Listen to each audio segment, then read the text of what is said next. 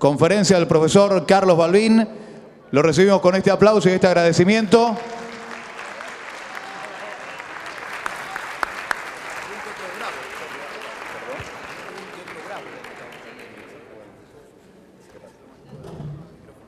Bueno, comienzo ya, ¿no? Sí, sí, perfecto, bárbaro.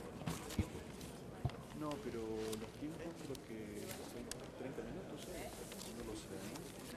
Bueno, el tiempo, yo te pediría que me avises cuando falten 25 minutos, ¿no? Bueno, muy bien. Buenos días, muchas gracias por la invitación a participar una vez más de estas jornadas de Derecho Administrativo. Y las felicitaciones también por la organización. Ciertamente que es complejo organizar un encuentro de estas características, por eso el reconocimiento y el agradecimiento personal. El tema que me propuse conversar con ustedes es respecto del derecho administrativo y los derechos sociales, pero pensé luego que quizás sea conveniente plantearlo desde otra perspectiva, aun cuando el núcleo a desarrollar es el mismo que me propuse en un principio y de ahí el título de esta conferencia. Yo creo que quizás podríamos volver a titular o retitular esta conferencia en los siguientes términos. ¿Qué leyes deberíamos derogar que aprobó el Gobierno en los últimos tiempos y por qué, en su caso, deberíamos hacerlo a partir del mes de diciembre del año próximo? Hace un par de días atrás, cuando veía por televisión una discusión entre dos profesores de Derecho Constitucional con dos periodistas del grupo Clarín, se planteaba la aplicación o no, particularmente del Código Civil, y en ese contexto los profesores de Derecho Constitucional dijeron que era necesario modificar el Código Civil o, en su caso, lisa y llanamente derogar el Código Civil. Si uno repasa incluso los diarios de los últimos días, advierte que los partidos de la oposición plantean no solo en su caso suspender o derogar el Código Civil, sino también otro conjunto de leyes. Y podríamos, por tanto, como un primer ejercicio intelectual, definir cuáles son esas leyes que debieran derogarse una vez que asuma el próximo gobierno. Ciertamente que ese listado no coincide, pero sí algunas leyes están en cualquiera de los listados que nosotros pudiésemos imaginar respecto de esta cuestión. Por ejemplo, la ley antiterrorista, la ley de abastecimiento, quizás la ley de medidas cautelares contra el Estado o la ley de responsabilidad estatal. Esto es, en definitiva, un bloque o conjunto de leyes que el próximo gobierno debiera derogar. Es una decisión política hacerlo o no, pero quizás podríamos preguntarnos nosotros, desde una perspectiva jurídica, si es necesario derogar esas leyes. Para eso voy a comenzar con el análisis del Estado de Derecho, del Estado liberal de Derecho, y cuáles son las premisas básicas, de modo sintético, de este paradigma del Estado de Derecho. Cuando nosotros definimos habitualmente este concepto, categoría jurídica de Estado de Derecho, debiéramos desmembrarlo, desagregarlo en los siguientes puntos. En primer lugar, el principio de división de poderes, que todos conocemos. En segundo término, el principio de legalidad, esto es, la ley como instrumento regulatorio de las conductas de las personas. En tercer lugar, los derechos individuales, porque, como ya sabemos, el Estado de Derecho, además de incorporar estas reglas básicas que antes mencioné, es decir, división de poderes más legalidad, tiene otro mérito que es justamente incorporar en el modelo jurídico los derechos individuales hasta ese entonces ausente. Y por último, el control judicial. Este esquema, tras la Revolución Francesa, está basado claramente en dos derechos básicos que son la libertad y la propiedad. Y por eso, como he intentado explicar en un artículo que publiqué recientemente en el Diario de la Ley, el paradigma a partir del cual comenzó a desarrollarse y construirse el derecho administrativo es el de poder versus derechos, es decir, el poder estatal por un lado y estos derechos individuales por el otro. Hay un punto que a mí me parece sumamente interesante. Hace unas semanas atrás yo estoy trabajando en la actualización de mi tratado y decidí incorporar un capítulo cuyo título es Derecho Administrativo y Dictadura, que ciertamente es un tema poco trabajado entre nosotros, y analizar cuál es justamente el vínculo entre un contexto constitucional autoritario y las leyes de derecho administrativo. Y la primera conclusión, quizás superficial, de este trabajo de análisis es que ciertas leyes que han nacido durante un marco dictatorial, yo por caso cursé durante el año 1983 Derecho Constitucional en la facultad y a mí me explicaban la Constitución de 1853-1860, cuando en verdad en ese entonces estaba vigente un estatuto militar que además establecía de modo claro que la Constitución seguía vigente siempre y cuando no contradijese el Estatuto. Y además el Estatuto creaba, es interesante releerlo, un esquema institucional curioso. Esto es por un lado la Junta Militar y por el otro el presidente. Incluso, digo esto a título de ejemplo, es posible releer artículos de ese entonces en los cuales nos dicen que el modelo institucional era republicano porque dividía el poder entre dos órganos, uno el presidente y otro la Junta Militar. Absurdo, pero cierto y es parte de nuestra historia y de nuestra historia jurídica. El punto que quiero rescatar en este contexto es que ciertas leyes que se dictaron durante la dictadura o gobiernos militares, como la Ley de Procedimientos Administrativos o la Ley de Expropiaciones, que es el instrumento que el Estado utiliza, por ejemplo, para expropiar chicone calcográfica o aerolíneas o yacimientos petrolíferos fiscal, son leyes propias de la dictadura y el punto es cómo subsiste una ley propia de la dictadura en el marco de un Estado constitucional y un Estado de derecho. Por eso, simplemente a título de conclusión, luego de este análisis, es necesario pensar y hacer hincapié en el modelo constitucional para, a partir de ese punto, construir o reconstruir el derecho administrativo.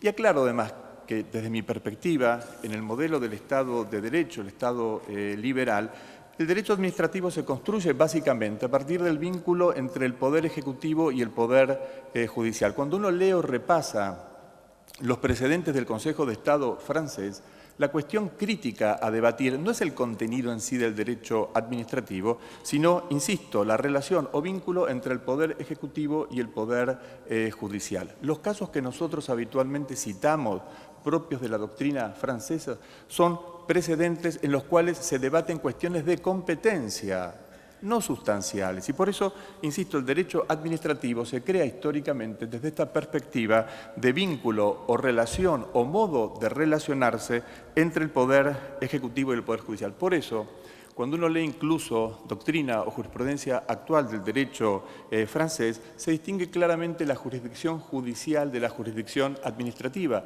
Y esto es así, como dije anteriormente, porque el punto de construcción o de partida de nuestro derecho es justamente ese vínculo entre Poder Ejecutivo y Poder Judicial. Es más, es posible advertir en muchos institutos actuales del derecho administrativo esta rémora de construcción parcial del derecho, insisto, desde el control judicial o vínculo entre Ejecutivo y Poder Judicial. No vamos a mencionar aquí el desarrollo histórico del derecho administrativo, la idea de servicio público, las escuelas contrapuestas a la del servicio público, que hacen hincapié en la prerrogativa estatal y no en el servicio público como actividad estatal, pero es posible desde aquel entonces advertir un conflicto o una dicotomía justamente entre derechos y poder, porque la escuela de servicio público que nosotros mencionamos habitualmente como precedente en la construcción del derecho administrativo se apoya en la actividad estatal y en el reconocimiento de derechos, y la otra escuela francesa contrapuesta parte de la idea de poder. Por tanto, desde un principio es simple advertir este conflicto o este dilema que nos trae el derecho administrativo entre poder por un lado y derecho por el otro.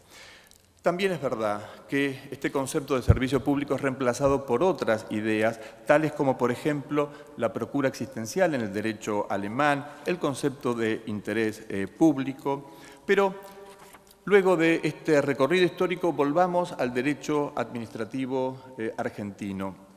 Y creo que es relativamente simple advertir que cuando uno lee derecho administrativo en la Argentina se parte de este concepto de Estado de Derecho.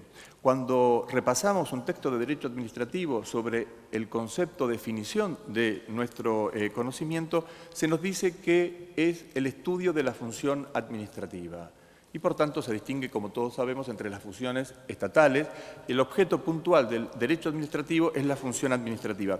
Pues esta definición es claramente propia de un Estado liberal.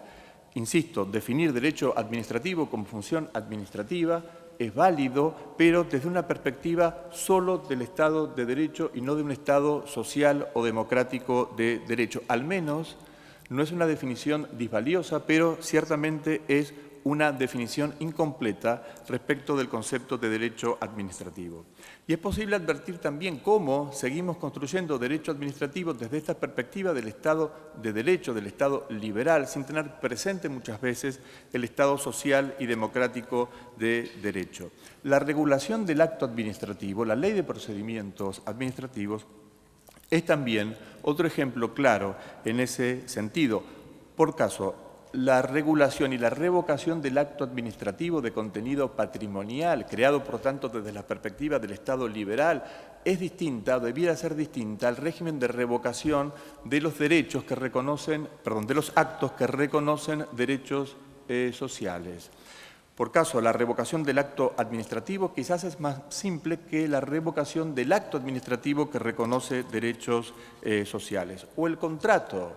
Las últimas regulaciones estatales sobre contratos administrativos hacen hincapié básicamente en el contrato de contenido patrimonial o económico, pero no en otras modalidades de contrato convenio estatal, por ejemplo, en la prestación de vivienda, salud o tantos otros. Debiera regularse y pensarse contratos o convenios propios de las prestaciones estatales y no simplemente desde la perspectiva de los derechos y los derechos patrimoniales del particular.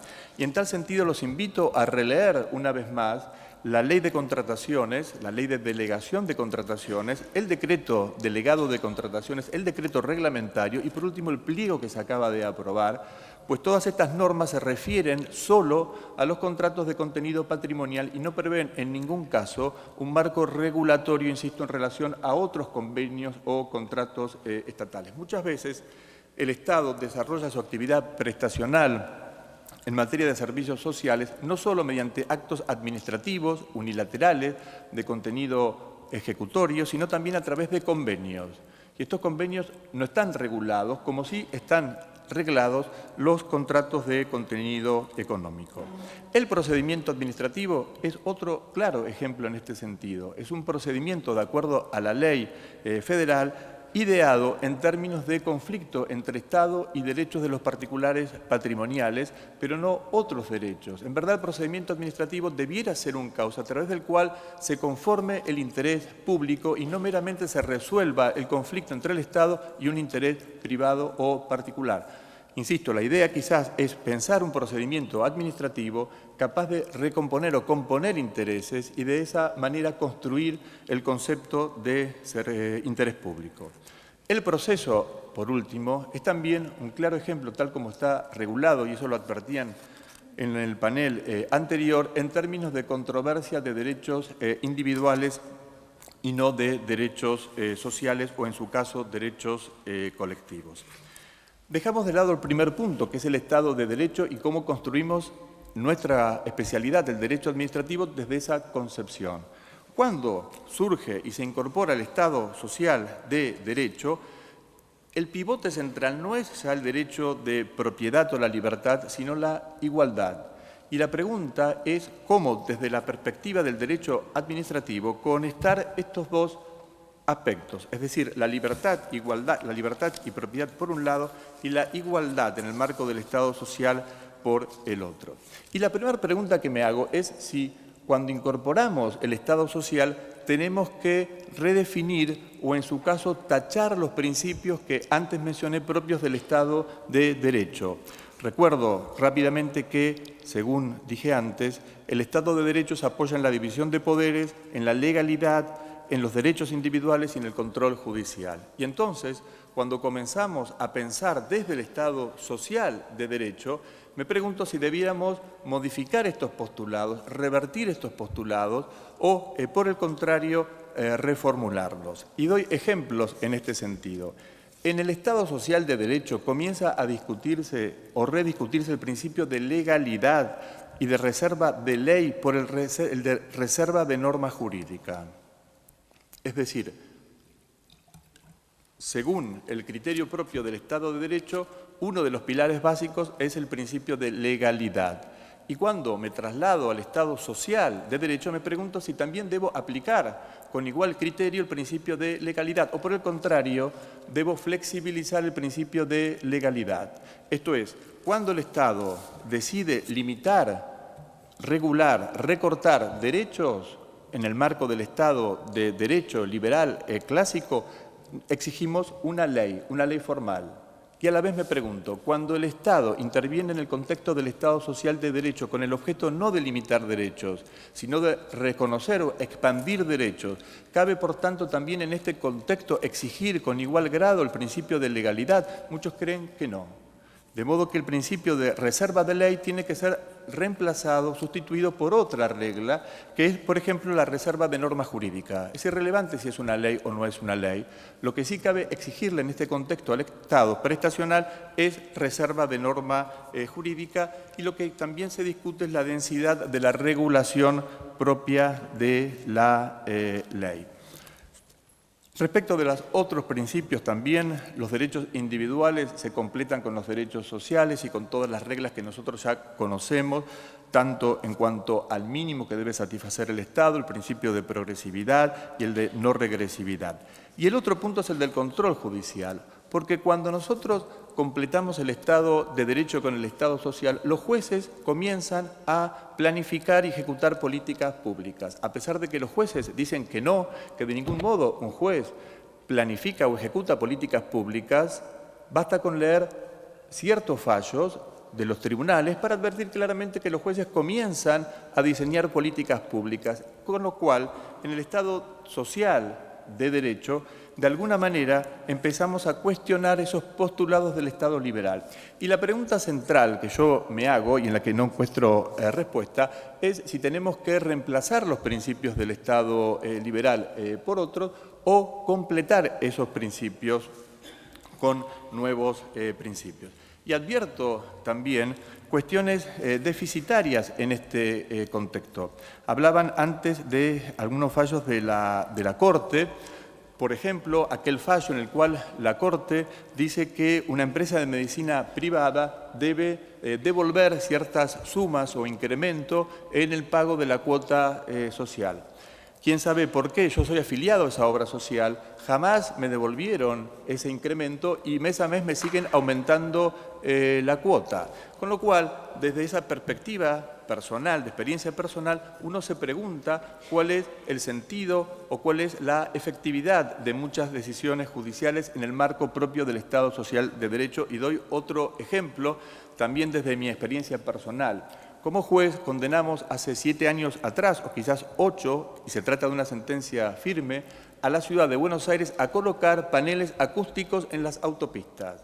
Yo los invito a todos ustedes a recorrer uno de estos días las autopistas de la ciudad de Buenos Aires y a descubrir un panel acústico. Les adelanto que no van a encontrar ningún panel acústico y por tanto la sentencia no se cumplió, porque el Estado social también nos plantea desafíos acuciantes y podríamos llamarle a esta sentencia, particularmente a la que he dictado yo, he intervenido con otros colegas, sentencias espectáculo, porque en verdad garantizan el derecho, pero ciertamente ni el vecino que inició el proceso judicial ni ningún otro goza de protección a partir de esta sentencia.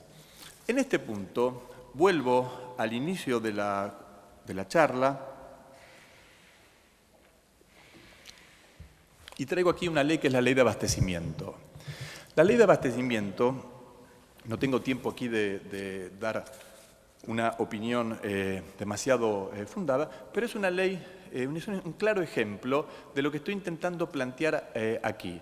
Es una ley que ha sido dictada en términos de ejercicio de poder de regulación estatal. Es quizás uno de los casos más paradigmáticos menciono simplemente algunos de los deberes o prohibiciones que establece la ley. La ley prohíbe obtener ganancias excesivas. Y si algún empresario obtuviese una ganancia excesiva, por tanto, la ley prevé que el Estado, o sea, la autoridad de aplicación de la ley, le va a aplicar una sanción, por ejemplo, inhabilitación para ejercer cargos públicos por el término de 5 años. O, por el otro lado, es posible que la autoridad, además de aplicarle una sanción, le imponga deberes, por ejemplo, precios máximos o mínimos.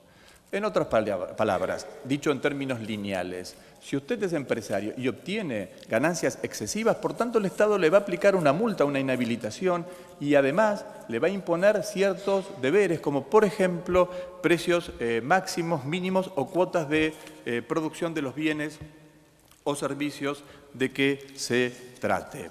La ley de abastecimiento es una ley, entre tantas otras, en las cuales se cruza el principio de libertad con el de igualdad, porque en definitiva, aunque la ley no lo dice de modo claro, intenta preservar derechos sociales o derechos de segunda o tercera generación, derechos de usuarios y consumidores. Y esta ley, como tantas otras en las cuales se mezclan estos principios, es decir, por un lado propiedad, libertad y por el otro lado igualdad, nos reconducen al planteo que hice anteriormente. Es decir, ¿deben respetarse los postulados del Estado liberal o por el contrario debemos reemplazarlos? Si yo analizo la ley de abastecimiento desde la perspectiva del Estado de Derecho, del Estado liberal, yo creo que es una ley transgresora de esos valores o principios. Es decir, por caso, si analizo la ley desde el punto de vista del principio de legalidad, de reserva de ley, claramente, al menos desde mi perspectiva crítica, la ley cede o transfiere en el Poder Ejecutivo y particularmente en la autoridad de aplicación un poder regulatorio que en principio es propio del Poder Legislativo y no del Poder Ejecutivo, pero quizás en el Estado social de Derecho sea razonable reconocerle mayor poder regulatorio al Poder Ejecutivo que al Poder Legislativo. Yo no lo sé, pero planteo como una cuestión a debatir justamente si nosotros debemos seguir abrazándonos a esos principios propios del Estado de Derecho o por el contrario remozar o readecuar esos principios.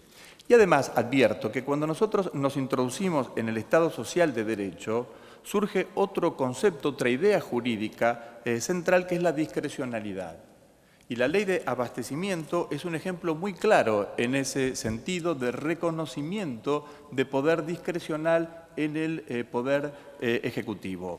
Por caso, no solo utiliza conceptos indeterminados como el de ganancia abusiva, sino que además el legislador tampoco establece pautas claras que le permitan a quien vaya a aplicar la ley establecer o fijar con claridad cuál es el alcance de estos conceptos o directrices que establece la ley. Quiero agregar también en este punto que desde mi perspectiva, y esto es lo que he tratado de exponer en el artículo al cual me refería anteriormente, que en el contexto del Estado social de Derecho es necesario recurrir al subsistema de derecho público, porque en los últimos años, sobre todo aquí en Argentina y en algunos otros países, se ha discutido si es razonable o no crear dos subsistemas jurídicos, el subsistema de derecho privado y el subsistema de derecho público. Y este debate ha sido fuerte en relación con la regulación de la responsabilidad estatal, porque recordemos que la oposición planteaba la necesidad de regular la responsabilidad estatal en el Código Civil conforme reglas del derecho privado y no del derecho público, mientras que el Gobierno sostuvo la posición contraria, esto es, regulemos la responsabilidad estatal conforme normas de derecho público. Creo que en el Estado social de Derecho es necesario crear un subsistema de derecho público. No es suficiente con resolver las cuestiones propias del Estado social a través de un solo derecho o de un solo sistema, sino mediante dos subsistemas, y uno de estos evidentemente es el derecho público.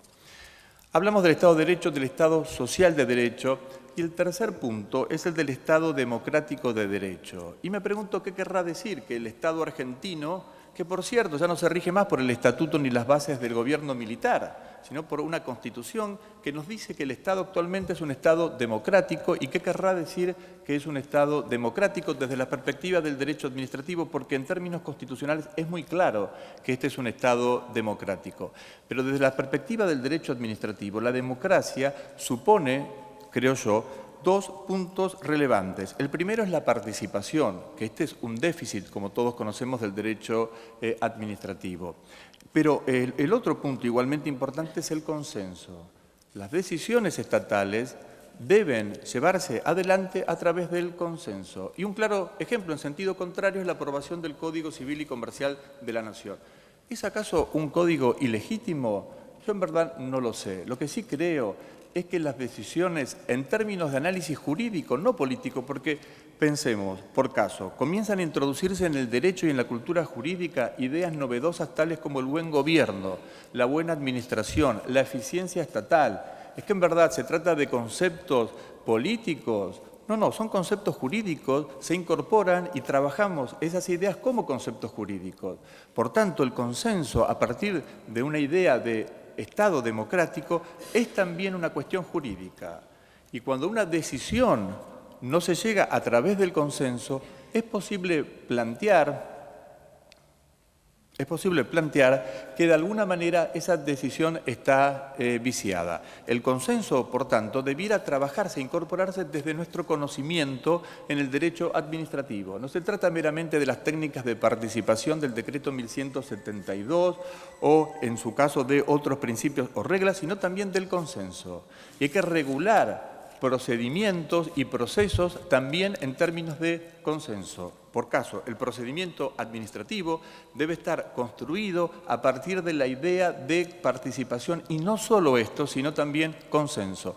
O los procesos judiciales, las sentencias espectáculos a las cuales me referí anteriormente, por la cual obligamos, por caso, a que se coloquen paneles acústicos.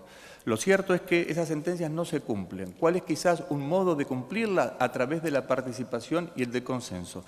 Hay otros países en el mundo que justamente regulan estos procesos colectivos e introducen técnicas de diálogo y de consenso en el trámite puntual de ejecución de las sentencias, dado que son decisiones judiciales complejas y más aún complejas en su aplicación o instrumentación. Por tanto, el legislador recurre a técnicas de diálogo y de consenso entre las partes.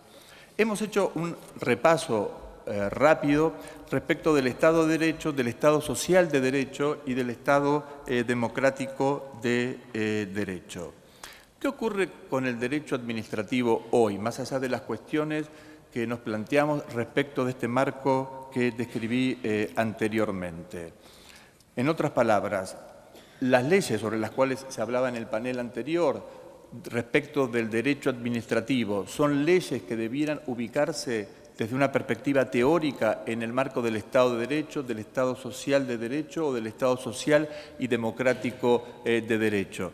Es necesario, además, creo yo, analizarlas desde esas perspectivas. Cuando uno lee la Ley de Responsabilidad Estatal, no se trata meramente de discutir si el alcance de la indemnización es pleno o parcial. Esto es, si es daño más lucro o simplemente daño sin lucro. Se trata de pensar la ley desde otra perspectiva distinta. ¿Y cuál es esa perspectiva? Justamente el marco constitucional, pero debiéramos tratar de hacer un esfuerzo para comprender cuál es ese marco constitucional y cómo éste impacta sobre la construcción del derecho administrativo, porque de lo contrario volvemos al punto de inicio, esto es, la ley de expropiación es igualmente válida en el marco de un estatuto dictado por un gobierno militar que una constitución de 1853 reformada en 1994 que establece un Estado democrático. Vuelvo a insistir porque me parece verdaderamente no solo curioso, sino perplejo, en el sentido que una ley, insisto, que es válida en un marco constitucional autoritario, es igualmente válida, en principio, en un marco constitucional, social y democrático de derecho. Por tanto, el último punto de la exposición, y ya concluyo, es intentar mínimamente hacer un análisis de las últimas leyes que se dictaron en nuestro país, en la Argentina, desde esta perspectiva. Insisto, no si el daño o la indemnización en relación al daño es pleno o parcial u otras cuestiones puntuales. Por ejemplo, la Ley de Responsabilidad no regula la responsabilidad del Estado por los daños causados por las cosas de propiedad estatal.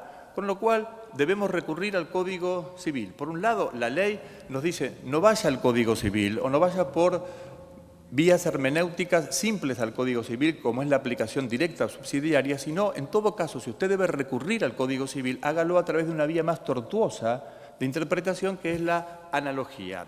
Pero lo cierto es que la propia ley no regula, por ejemplo, capítulos centrales como la responsabilidad del Estado por los daños causados con el uso de armas reglamentarias de las fuerzas de seguridad o de los bienes del dominio público que mencionaba anteriormente Armando Canosa. Nada dice la ley, con lo cual debemos, por tanto, volver al Código Civil. Y además, la ley, este es otro punto importante, creo, en términos de reflexión, no se trata meramente de recopilar los fallos de la Corte.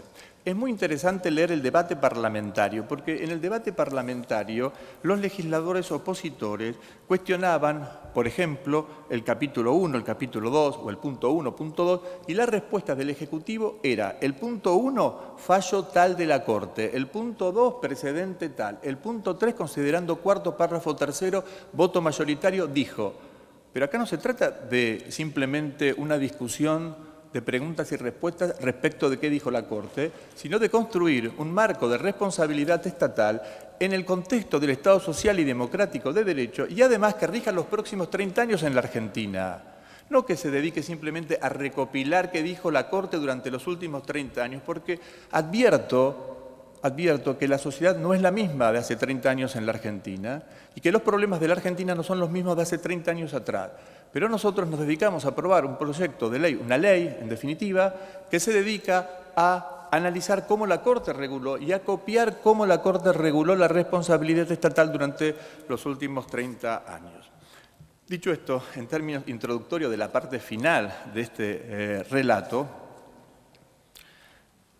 menciono simplemente las últimas leyes.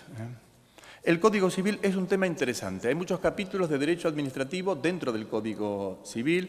Por ejemplo, el propio Código reconoce al Estado como personalidad jurídica, regula los bienes del dominio público y privado del Estado. También establece los plazos de prescripción de las acciones que cabe aplicar en el derecho administrativo, habla en parte de los servicios públicos, de modo que el Código Civil es un punto también interesante a tener presente en el contexto de nuestro derecho administrativo. ¿Responde el Código Civil a estas pautas que nosotros mencionamos anteriormente? Yo creo que, por un lado, el consenso no ha estado presente y, por el otro lado, es una norma de derecho privado, no de derecho público. Y, por tanto, el interés público, dicho esto de modo superficial, el interés público no está presente o no está presente igual que en el subsistema del derecho público. Por tanto, desde la perspectiva del Estado social de derecho, el Código Civil creo que cumple con los estándares constitucionales. Otros ejemplos. Las leyes que regulan las sociedades del Estado, las nuevas sociedades del Estado y que recurren a las reglas y a los principios del derecho privado y no del derecho público. Yo creo que, analizado desde una perspectiva de un Estado social y democrático de derecho, aunque adelanto que el análisis debiera ser mucho más profundo y no superficial, yo creo que debieran repensarse estos modelos, al igual que, por ejemplo, los fondos fiduciarios que se han creado durante las últimas décadas en la Argentina. Otro ejemplo complejo e interesante para nosotros, las medidas cautelares, la regulación de las medidas cautelares. ¿Es válido o inválido? El análisis, insisto, es simplista, pero de todas maneras adviertan, por ejemplo, cuando el Estado reguló las medidas cautelares, más allá de las críticas más usuales, lo cierto es que desde la perspectiva de un Estado social de derecho, la ley de cautelares no regula o no incorpora las omisiones estatales prácticamente. No incorpora, insisto, las omisiones estatales ante deberes estatales generales. Tienen que ser deberes estatales específicos. Si el deber estatal es específico, entonces procede la medida cautelar. Pero si el deber estatal es genérico, consecuentemente no procede la medida cautelar. Y esto desde la perspectiva del Estado social de derecho, que es el trabajo que intento hacer con muchas sombras, evidentemente, y con mucha incertidumbre, es que no satisface el estándar del Estado social de derecho, porque el Estado debiera cumplir y responder, en este caso en términos de medidas cautelares, en los supuestos de deberes inespecíficos, no solo de deberes específicos. Porque incluso analizado desde una perspectiva social, los sectores más perjudicados por el incumplimiento estatal de esos deberes inespecíficos son los sectores más excluidos o más desfavorecidos. Y otro tanto cabe decir respecto de la ley de responsabilidad estatal. ¿Cuándo responde el Estado? El Estado responde por los daños causados por sus acciones. ¿Y es a su vez responsable por las omisiones? Sí, pero con la condición de que esa omisión se recaiga en un deber específico. Si el deber estatal no es de esa densidad o especificidad, por lo tanto, el Estado no responde. E insisto, ¿quiénes son los sectores más perjudicados? Justamente los sectores más vulnerables. Este análisis, que obviamente tiene muchos puntos oscuros, simplemente intenta reflexionar sobre cómo razonar el derecho administrativo desde una perspectiva constitucional. Y además, esa perspectiva constitucional, insisto, ya casi de modo reiterativo, es justamente social y democrática y no meramente un Estado de derecho. Quiero mencionar también algunas otras leyes, contrataciones. Dije algo al principio, y también una reflexión en relación a la subsistencia de las reglas básicas del Estado de Derecho. Cuando uno lee el caso Clarín de la Corte, en general lo que se discute es el artículo 45, 48 o el artículo 161, pero la Corte dice algo más en el caso Clarín que nos interesa a nosotros aquí, y es que el juez no debe controlar cuando el Estado ejerce un poder regulatorio si éste ha optado por la decisión menos gravosa. En general, cuando uno analiza desde la perspectiva teórica el poder de regulación estatal, se dice que el Estado no puede invadir la esencia del derecho y, por el otro lado, cuando el Estado regula, debe respetar los principios de igualdad, proporcionalidad, razonabilidad, pero además, muchas veces se agrega que el Estado está obligado a elegir el medio regulatorio, o sea, restrictivo de derechos menos gravosos. La Corte, en el caso Clarín, dice que eso no es así y que el Estado libremente puede decidir por cualquier medio, siempre que se trate de un medio constitucional que cumpla con las otras reglas que cité anteriormente, esto es razonabilidad o proporcionalidad, pero la Corte claramente no le exige al Estado que deba optar por el medio menos gravoso sobre los derechos. Traigo esto a título de ejemplo porque vuelvo una vez más a repensar la necesidad de remarcar o, por el contrario, reformular las bases del Estado de Derecho cuando nos introducimos en el Estado social de Derecho. La ley de consumo, por último, para cerrar mi intervención, sobre la cual se habló acabadamente en el panel anterior, regula derechos individuales y también derechos sociales o derechos de los consumidores de tercera generación. La ley de relaciones de consumo deroga el Tribunal de Defensa de la Competencia. O sea, curiosamente, es una ley que, por un lado, dice que para resolver cuestiones en relaciones de consumo de contenido patrimonial tiene que hacerse a través de un órgano independiente. Cuestión que además también luego modifica el Código Civil, porque la ley 24.240 es modificada por la Ley de Relaciones de Consumo y después el Código Civil vuelve a modificar la ley que modificó la Ley de Usuarios y Consumidores, cuando quizás en verdad eso no se advirtió. Y el artículo 45 que se citaba en el panel anterior, justamente, es posible releerlo una vez más en el Código Civil que se acaba de aprobar. Deroga el Tribunal de Defensa de la Competencia. Y aquí también hay una cuestión de derechos versus derechos, de cuestiones controvertidas, y en este caso puntual, el legislador, en vez de seguir el camino de una autoridad independiente y autónoma para resolver conflictos de concentración, lo hace a través del propio Poder Ejecutivo.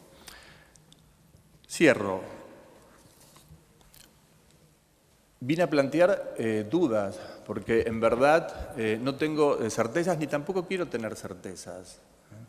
Porque cuando tenga certeza seguramente ya no participaré de jornadas o eventos. Pero creo que es un punto muy importante en el análisis, porque de lo contrario hay cuestiones centrales en el derecho administrativo, la responsabilidad estatal, la regulación de las medidas cautelares, quizás un proyecto que anunció la presidenta de Código Procesal Contencioso Administrativo. Y la cuestión es, ¿desde qué perspectiva vamos a crear y a regular estas materias centrales? Responsabilidad estatal, medidas cautelares, proceso contencioso administrativo. ¿Desde una perspectiva más simple o superficial o, por el contrario, desde una mirada constitucional? E insisto, una mirada constitucional no es meramente una cuestión de un debate televisivo, sino que es mucho más profunda, porque de lo contrario, no sea que volvamos a la paradoja que planteé al principio de esta intervención, y es que una ley dictada en el marco de un estatuto y de un acta militar es igualmente válida en el contexto del Estado social y democrático de derecho. Muchísimas gracias. Muchísimas gracias, profesor Carlos Balbín. Un derecho administrativo para la inclusión social.